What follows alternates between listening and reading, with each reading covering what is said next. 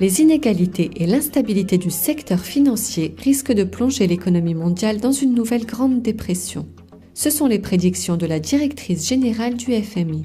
S'exprimant à l'Institut Peterson d'économie internationale à Washington, Mme Georgieva a déclaré qu'une nouvelle recherche du FMI, qui a consisté à comparer l'économie actuelle aux années folles ayant abouti au crash boursier de 1929, ont révélé qu'une tendance similaire était en cours.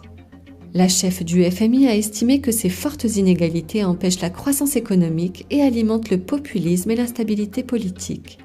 Mme Georgieva a averti que la situation s'aggravait actuellement suite à l'urgence climatique et au protectionnisme commercial accru. Il s'ensuit que ces 10 prochaines années seraient caractérisées par des troubles sociaux et la volatilité des marchés financiers. En 2 ans, le monde est passé d'une phase ascendante synchronisée, c'est-à-dire d'une croissance accélérée, à un ralentissement synchronisé.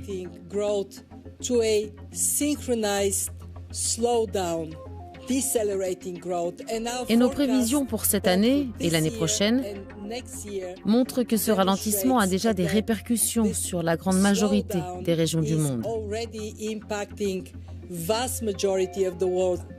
Il est important de reconnaître que la croissance continue, mais pas avec la rapidité nécessaire pour répondre aux aspirations de la population.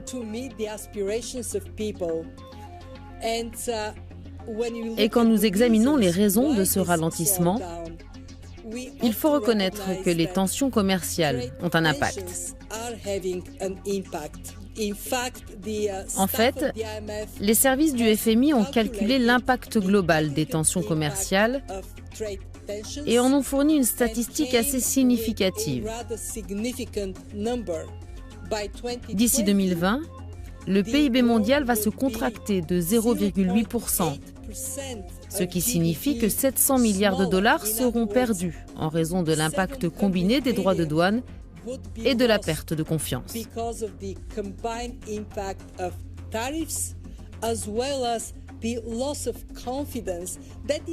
Cette perte de confiance a même un impact plus important que les droits de douane pour freiner la croissance mondiale.